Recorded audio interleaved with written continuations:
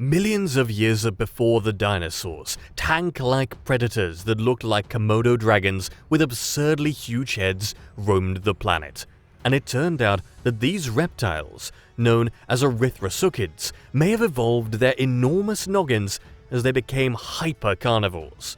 In fact, Erythrosuchids' heads were proportionally larger relative to body size than the head-to-body ratio of even the biggest carnivorous dinosaurs.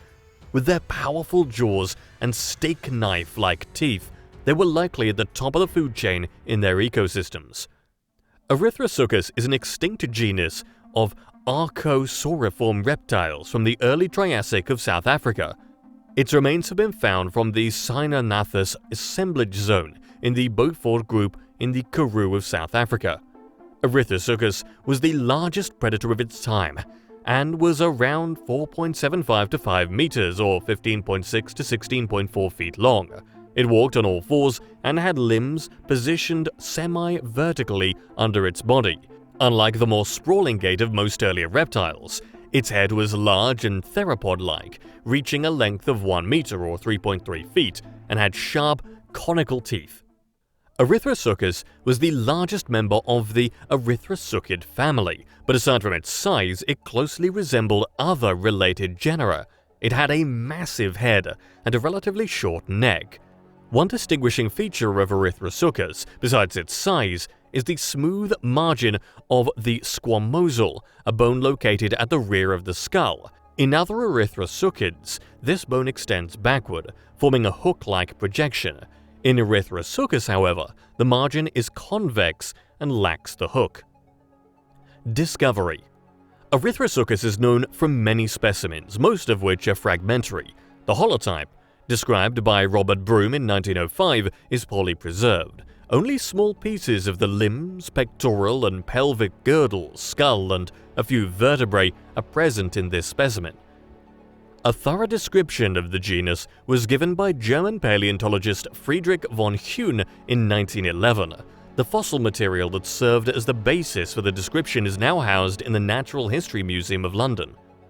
Early restorations of the skull of Erythrosuchus depicted it as being tall, similar in appearance to the theropod genus Tyrannosaurus. A complete skull that was described in 1963, though, revealed that its true shape was shorter than previously thought. The skull of Erythrosuchus features a somewhat pointed snout. Earlier reconstructions depicted a deeper snout, as the way the skull bones fit together was not fully understood at the time. Fossils once believed to belong to Erythrosuchus, found in Omengonde Formation of Namibia, were later reclassified as Edgersuchus, a Rauisuchian archosaur. Classification. Studies of the brain case revealed traits shared with other archosauriforms, many of which are considered plesiomorphic or ancestral in archosaurs. Although Erythrosuchus is not classified as an archosaur, it is believed to be closely related to the last common ancestor of all archosaurs. For instance, the inner portion of the otic capsule, which surrounds the inner ear, is not fully ossified. Similarly, the channel to the perilymphatic duct, a tube that connects to the lagina, is not completely formed of bone. The lagina, responsible for hearing, is equivalent to the cochlea in mammals, though in mammals it is coiled instead of straight. Erythrosuchus had a short lagina, a feature also expected in the last common ancestor of archosaurs. Certain aspects of Erythrosuchus's ankle indicate an evolutionary shift toward walking on toes rather than placing the entire foot on the ground. Its ankle structure, similar to that of Euparkeria, shows more advanced features than those found in other archosauriforms. Habitat. Erythrosuchus lived in the Middle Triassic period, around 250 to 238 million years ago, in an environment shaped by the recovery from the catastrophic Permian-Triassic extinction. The vegetation in Erythrosuchus's habitat consisted mainly of early gymnosperms, such as conifers, cycads, and ginkgophytes. Ferns, horsetails, and seed ferns, pteridosperms, also flourished, forming dense forests along riverbanks and in wetter regions. These plant communities provided food and shelter for the herbivorous reptiles and amphibians that lived alongside Erythrosuchus, supporting the diverse ecosystems of the time. Erythrosuchus shared its environment with a range of early reptiles, amphibians, and therapsids. The herbivorous species that likely served as its prey include rhynchosaurs and dicynodonts, which were common in the Middle Triassic. These creatures grazed on the lush vegetation that grew near rivers and lakes. Large amphibians, like the predatory Temnospondylus, also inhabited this environment, occupying swampy areas and competing with Erythrosuchus for food. The Triassic climate was warm and varied, with clear, dry, and wet seasons. In many areas where Erythrosuchus lived, monsoonal rains would bring seasonal floods, creating lush floodplains that were home to a wide variety of plant and animal life. These seasonal changes really affected how animals behaved, as the availability of water and food shifted. During the dry season, water sources shrank, drawing animals closer to rivers and lakes, which made it easier for predators like Erythrosuchus to hunt. Erythrosuchus was an apex predator in this environment, playing a crucial role in maintaining the balance of the ecosystem. By preying on herbivores, it helped regulate their populations, preventing overgrazing and maintaining the health of plant communities. Its dominance as a predator was likely influenced by its massive size and powerful jaws, which allowed it to take down large prey, giving it a competitive edge over other predators of the time. Anatomy. Several Erythrosuchid species are well known: Erythrosuchus africanus from the Middle Triassic of South Africa, Garjainia prima from the Early Triassic of Russia, and Lanzas from the Middle Triassic of China. These species are represented by associated remains as well as large numbers of fragmentary referred specimens, and allowed for a relatively complete insight into their overall form. The largest taxa, like Erythrosuchus, are big animals with head-tail lengths approaching 5 meters, the length of a good-sized car, and even small taxa, like Garjainia, are over 2 meters long. The most arresting aspect of Erythrosuchid anatomy is, of course, their skulls. Superficially theropod-like, these long, deep, and robust structures are subrectangular in lateral view, but taper markedly towards the snout in dorsal or ventral aspect. These animals are yet another reminder that restoring fossil animals needs to be more than a lateral view of a skeleton. Those massive skulls are considerably narrower than we might expect. Their teeth are thecodont, large, serrated, and recurved.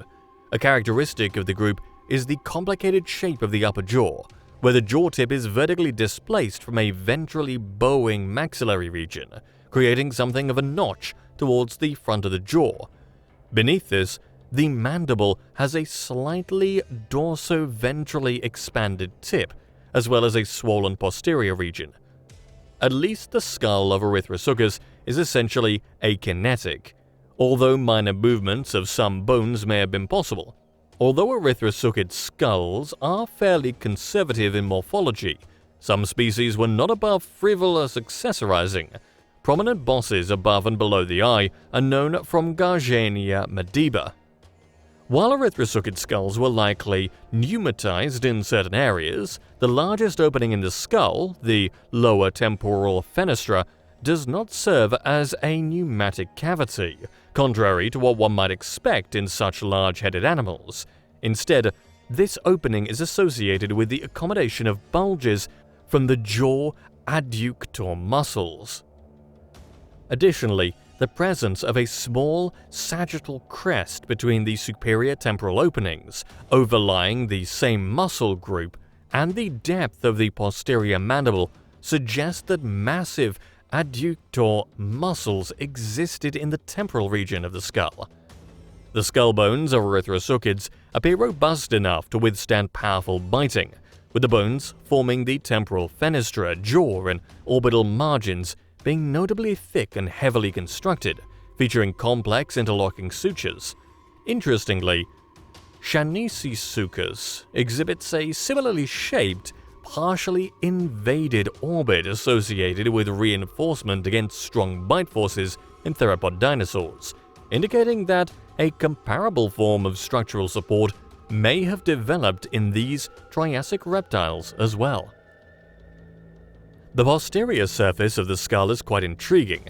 Unlike the relatively flat surfaces found in most animals, the posterior skull of Erythrosuchids is recessed, allowing several features, such as the jaws and the lateral extensions of the occipital surface, to extend further back than the vertebral skull joint. This recessed area served as an anchor for neck musculature, extending across the surface and even surpassing the dorsal margins with a pair of semicircular flanges that project above the rest of the skull, observable in at least Erythrosuchus and Garjainia, as previously mentioned. Assuming a typical reptilian muscle arrangement, these flanges suggest that the muscles anchoring above the skull-neck articulation were larger than usual, which would be expected in animals with exceptionally large heads. A similar dorsal expansion of the occipital region is seen in Tyrannosaurids, which is also believed to indicate substantial cervical musculature. This suggests that the vertebrae and posterior skull of Erythrosuchids were deeply embedded in neck tissues, suitable for supporting the large heads required for predatory behaviors. However, it raises the question of whether this added support and strength compromised the mobility of the skull-neck joint to some extent. Shifting the neck articulation forward to fit within the boundaries of the skull likely resulted in shorter skull flexor muscles and positioned the joint within dense masses of potentially restrictive muscles and bone. This arrangement may have limited head movement at the front of the neck. However, for the unfortunate prey of Erythrosuchids, the robust structure of the shoulder skeleton and stoutly built humeri indicate that this limitation was compensated for by powerful muscles at the base of the neck. Additionally, the forelimbs were capable of swiftly maneuvering the forequarters. Therefore, attempting to dash left or right to evade a charging Erythrosuchid would have been unlikely to save prey from a devastating and powerful bite. Behind the skull, the body of Erythrosuchus displays characteristics typical of Triassic archosauriforms.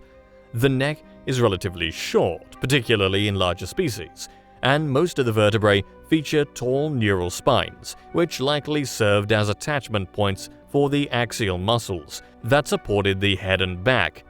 The pectoral elements, also somewhat involved in neck musculature, are notably robust. The tail is moderately long with deep chevrons in the anterior region, likely associated with hind limb musculature.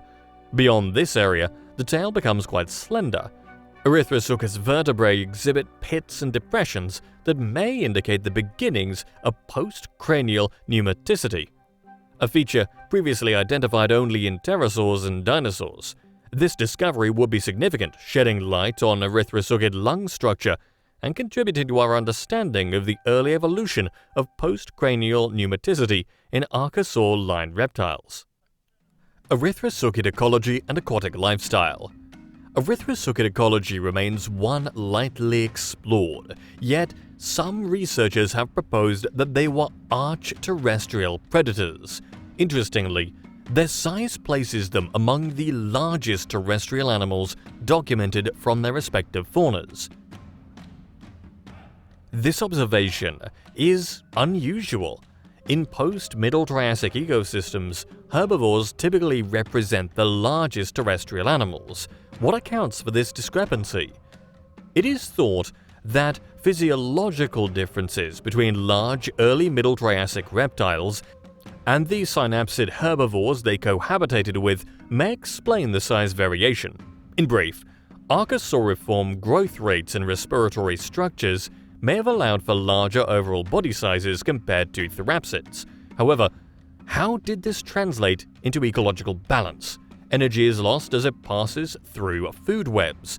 So how could populations of relatively giant top-tier Erythrosuchids sustain themselves on consistently smaller prey? They might have been comparatively rare, exceptionally energy efficient, or perhaps they supplemented their diets with non-terrestrial food items.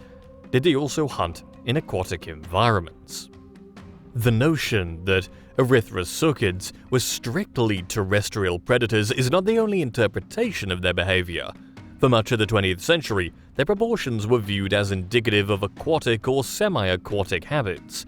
Their large heads and robust limbs were thought to limit their movement on land.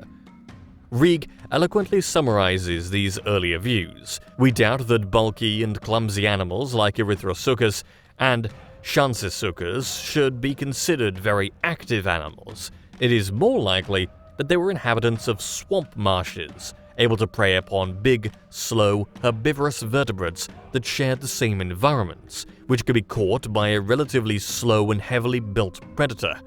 Additional evidence of semi-aquatic lifestyles may be found in the relatively thick limb-bone walls seen in all Erythrosuchids, comparable to those of modern alligators. However, recent perspectives have shifted to portray Erythrosuchids as primarily terrestrial animals. The thick bone walls are now viewed as a consequence of their large size, rather than indicative of aquatic adaptations, and several authors have noted the absence of clear aquatic features in their skeletons. The habits of these peculiar Triassic animals are often difficult to understand, and we have yet to see comprehensive assessments of even the most fundamental aspects of Erythrosuchid functional anatomy. The application of modern techniques, such as isotope analysis and stress modeling of jaws, will be particularly beneficial. Personally, I remain open to both interpretations of Erythrosuchid behavior. Life cycle.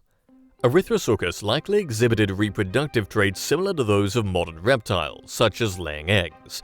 The fossil evidence suggests that these reptiles thrived in diverse environments, indicating that their life cycles were influenced by seasonal climatic changes, which could affect breeding behaviors and juvenile survival rates. Fossil findings indicate that Erythrosuchus lived during a time when their habitats experienced variable conditions, which could lead to adaptations in their life stages to cope with environmental stresses. As a carnivore, Erythrosuchus probably started life as a hatchling vulnerable to predation, requiring specific habitats that offered both shelter and food. Over time, they would have matured into dominant predators in their ecosystems, feeding on contemporary herbivorous reptiles like the Canimariids.